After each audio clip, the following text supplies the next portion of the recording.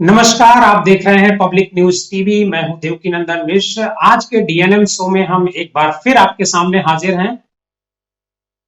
आप सबको पता होगा कि जो हमारे चीफ जस्टिस हैं, भारत के मुख्य न्यायाधीश, वो इसी महीने रिटायर होने वाले हैं। ये परंपरा रही है कि जो चीफ जस्टिस होता है वही अगले नए चीफ जस्टिस का नाम सुझाता है, और जो सबसे सीनियर जज होता है उसके नाम को सुझाया जाता है। आज डी वाई चंद्रचूड़ का नाम अगले चीफ जस्टिस के लिए सुनाया गया है। डी वाई चंद्रचूड़ बहुत ही जाने माने वकील भी रहे, सॉलिसिटर जनरल भी रहे और जज भी रहे। उत्तर प्रदेश हाई कोर्ट के वो चीफ जस्टिस भी रहे। और सबसे जो खास बात है, इनके पिताजी वो भी सुप्रीम कोर्ट के चीफ जस्टिस रह चुके हैं। भारत के इतिहास में शायद ये पहली बार हो रहा है कि किसी चीफ जस्टिस का बेटा खुद चीफ जस्टिस बन रहा है। तो हम आज के इस प्रोग्राम में अब बताएंगे कि डी वाई चंद्रचूड़ का कार्यकाल कितना होगा, और डी वाई चंद्रचूड़ अपने फैसलों के लिए, अपने सख्त फैसलों के लिए जाने जाते हैं और पब्लिक की वो फिक्र करते हैं। उनका एक बयान मुझे अभी भी याद आता है कि सुप्रीम कोर्ट केवल तारीख पर तारीख देने वाली जगह न बन जाए।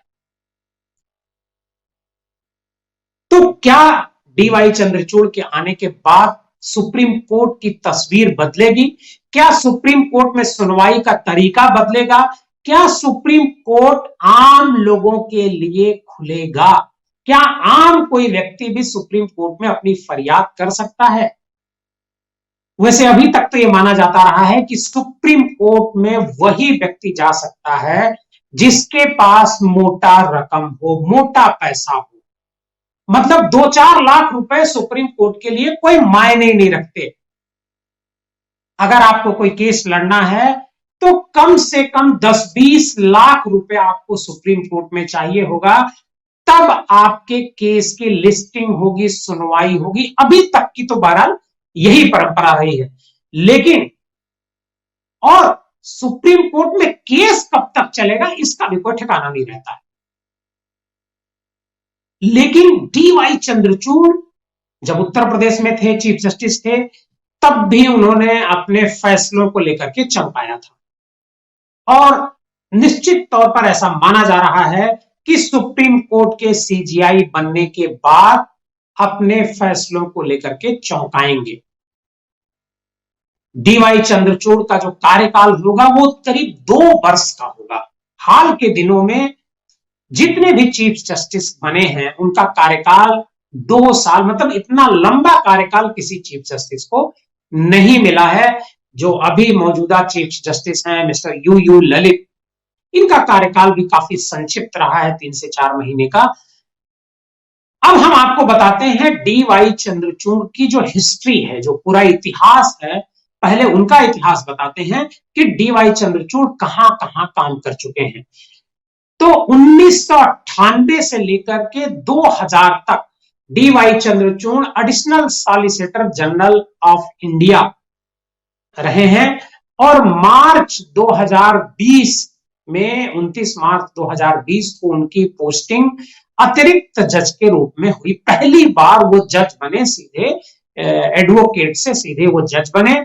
और 13 अक्टूबर 2013 को इलाहाबाद हाईकोर्ट के वो चीफ जस्टिस बनाए गए। 13 मई 2016, 3 साल बाद वो जो है सुप्रीम कोर्ट के जज बने। और बॉम्बे हाईकोर्ट में भी वो बतौर जज काम कर चुके हैं। बॉम्बे हाईकोर्ट में भी काफी समय तक उनकी पोस्टिंग रही। और उनकी एक खास बात यह है कि डी वाई चंद्रचूड़ फैसले के साथ साथ लेक्चर बहुत देते हैं। मतलब जो विधि विश्वविद्यालय हैं, जो दुनिया के बड़े बड़े विधि विश्वविद्यालय हैं, चाहे वो कैम्ब्रिज हो या और कोई यूनिवर्सिटी हो, उनमें उनको लेक्चर देने के लिए बुलाया जाता है। और जब वो लेक्चर देने के लिए जाते हैं तो एक बड़ी खबर बनती है, जो वहां पर कुछ भी वो बोलते हैं तो बड़ी खबर रही है।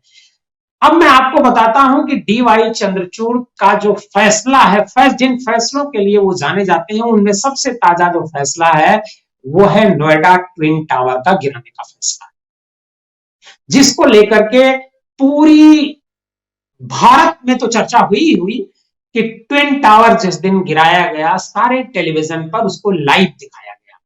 बहुत सारे लोगों ने तालियां बजाई, बहुत सारे लोगों ने इस फैसले की आलोचना की, लेकिन आपको याद होना चाहिए कि इस फैसले को जस्टिस डी.वाई. चंद्रचूड़ ने सुप्रीम कोर्ट में सुनाया था।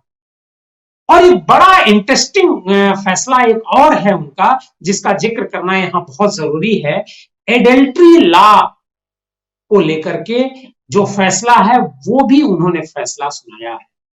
और एडल्ट्री लॉ का एक फैसला इससे पहले जो उनके पिताजी रहे हैं उन्होंने भी सुनाया था। उन्होंने सुनाया था 1976 में। 1976 में उन्होंने सुनाया था कि निजता के मामले को मौलिक अधिकार नहीं माना था इनके पिताजी ने, जो है मिस्टर चंद्रचूड़ ने। लेकिन जब डी.वाई. चंद्रचूड़ के सामने एक बार फिर यह मामला आया तो उन्होंने अपने पिता को फैसले को पलट दिया। उनके पिता वाई.वी. चंद्रचूड़, ये फैसला उन्होंने 1976 में सुनाया था। लेकिन जब 2017 में निजता को मौलिक अधिकार का मामला फिर सुप्रीम कोर्ट के सामने लाया गया तो डी.वाई. चंद्रचूड़ ने अपने पिता से इत्तेफाक नहीं रखा और उन्होंने इसको मौलिक अधिकार माना। सेम केस था, जबलपुर एडीएम का एक मामला था। जबलपुर में एडीएम ने एक फैसला दिया था। उस फैसले को लेकर के 76 में भी ये बात आई, सुनाया गया फैसला सुप्रीम कोर्ट में। फिर 2017 में एक फैसला और है जिसको डी.वाई. चंद्रचूड़ ने बदला था। अपने पिता ही का एक फैसला था। 1985 में एक फैसला आया था कि आईपीसी की 497 की धारा को बरकरार रखा गया था। लेकिन 2018 में इसी फैसले में एडल्ट्री लॉ पितृसत्ता का संहिताबद्ध नियम है, ये ऐसा डी.वाई. चंद्रचूड़ ने माना। उन्होंने कहा यौन स्वायत्तता को महत्व दिया जाना चाहिए। ये एक बड़ी बात उन्होंने अपने फैसले में लिखी। और एक और केस, बहुत चर्चित केस रहा है कि अविवाहितों को भी एबार्सन का अधिकार, ये डी.वाई. चंद्रचूड़ की खंडपीठ ने दिया। अभी तक एबार्सन को मौलिक अधिकार नहीं दिया गया था, खासकर विवाहित अविवाहित दोनों को ये इसका अधिकार, विवाहित को तो था, अविवाहित को पूरी तरह से नहीं था, वो चोरी छिपे होता था। इसको डी.वाई. चंद्रचूड़ ने अपने फैसले में कहा कि नहीं, ये बहुत जरूरी है क्योंकि ये उसका मूल अधिकार है। हादिया केस भी उन्होंने फैसला दिया। निजता के मौलिक अधिकार का मामला था, उस पर भी उन्होंने फैसला सुनाया। हदिया केस आप लोगों ने जरूर सुना होगा, ये केरल का केस था। अखिला अशोकन उर्फ हादिया ने सफीक नाम के मुस्लिम लड़के से 2016 में शादी कर ली थी। लड़की के पिता का आरोप था कि यह लव जिहाद का मामला था। इसको लेकर के काफी हंगामा हुआ था और पिता ने यह भी आरोप लगाया था कि उनकी बेटी की जबरदस्ती धर्म बदलावा कर शादी की गई है। बॉम्बे हाईकोर्ट में मामला, बाद में हाईकोर्ट में मामला गया। हाईकोर्ट ने शादी रद्द कर दी और हदिया को उसके माता पिता के पास रखने का आदेश दिया। उसके बाद ये मामला सुप्रीम कोर्ट में आया और सुप्रीम कोर्ट में ये मामला गया डी.वाई. चंद्रचूड़ के पास।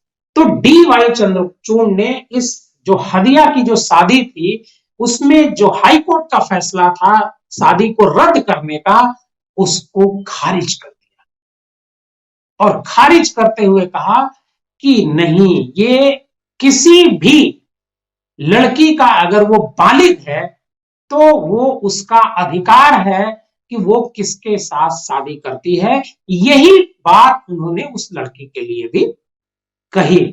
और एक जो बड़ा एक फैसला और जो एबार्सन की जिसकी हम बात कर रहे थे कि सुप्रीम कोर्ट में जब यह मामला आया कि सभी महिलाओं को गर्भपात का अधिकार दिया जाए या नहीं दिया जाए, मतलब विवाहित और अविवाहित, तब कोर्ट ने कहा था कि medical termination of pregnancy act जो है उसके तहत 22 से 24 हफ्ते तक गर्भपात का हक सभी को है।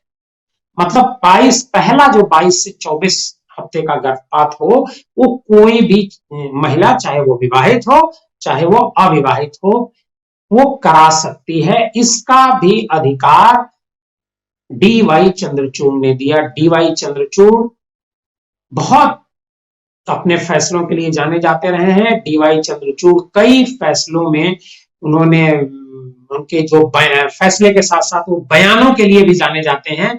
बड़ा एक इंटरेस्टिंग बयान है जिसका जिक्र मैंने पहले किया, जो सितंबर 2022 का है। सबसे लेटेस्ट बयान वही है कि हम नहीं चाहते कि सुप्रीम कोर्ट तारीख पे तारीख वाली अदालत बने। एक वकील साहब थे, बहस के दौरान वो समय मांग रहे थे अपने केस को लेकर के, तब उन्होंने ये टिप्पणी की थी।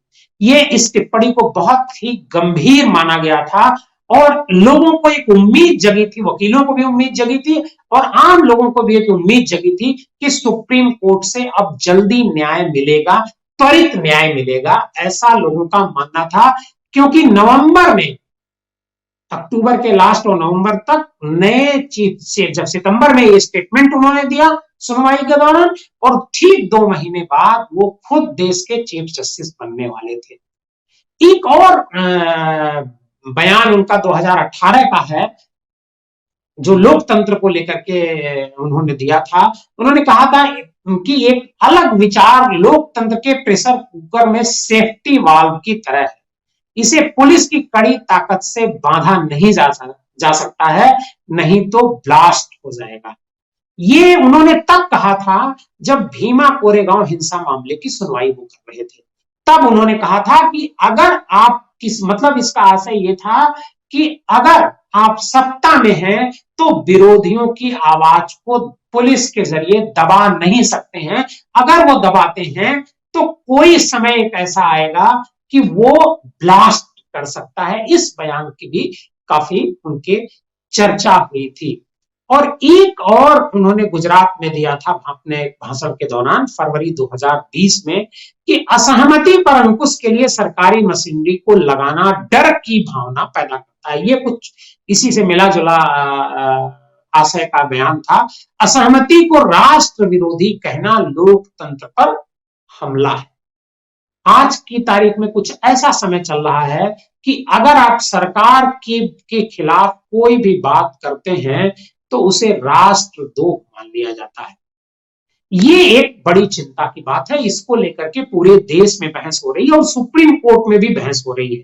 तो ऐसा लगता है कि डी.वाई. जो चंद्रचूड़ हैं, जब चीफ जस्टिस बनेंगे तो ये इन मुद्दों पर जरूर गौर फरमाएंगे और अगर यही प्रक्रिया चलती रही तो सरकार के लिए भी मुश्किलें खड़ी होने वाली हैं। क्योंकि डी.वाई. चंद्रचूड़ जब उत्तर प्रदेश में थे चीफ जस्टिस, तो मैंने उनके कार्यकाल को देखा है कि एक बार एक मामले को लेकर के उन्होंने मुख्यमंत्री की नहीं मानी और कई बार उसके लिए मीटिंगें हुई, तब जाकर के निर्णय हो पाया। वो निर्णय था लोकायुक्त के चयन का। मुख्यमंत्री जिसको लोकायुक्त बनाना चाहते थे, डी.वाई. चंद्रचूड़ उस पर सहमत नहीं थे और उन्होंने उनको बनने नहीं दिया। कई मीटिंगें हुई लेकिन लोकायुक्त वो बन नहीं पाए जिसे मुख्यमंत्री जी चाहते थे। ये पिछले सरकार की बात है। तो मतलब कहने का यह है कि सरकार से वो टकराना भी जानते हैं डी.वाई. चंद्रचूड़। तो बात सरकार से टकराने की नहीं है, बात यह है कि जनता के लिए कितना फायदेमंद होगा डी.वाई. चंद्रचूड़ का सुप्रीम कोर्ट का चीफ जस्टिस बनना। डी.वाई. चंद्रचूड़ 50वें चीफ जस्टिस होंगे और इनके पिताजी जो है देश के 16वें चीफ जस्टिस थे। हमें इंतजार रहेगा कि डीवाई चंद्रचूड़ का कार्यकाल कैसा रहेगा, और शायद आपको भी। लेकिन इतना तो तय है कि कुछ बदलाव आएगा। आज के इस प्रोग्राम में बस इतना ही। आप हमारे साथ बने रहे, इसके लिए बहुत बहुत धन्यवाद। आप हमारे चैनल को अगर लाइक कीजिए, और हमारे कार्यक्रम अगर आपको पसंद आते हैं तो इस प्रोग्राम को जरूर शेयर कीजिएगा। बहुत बहुत धन्यवाद।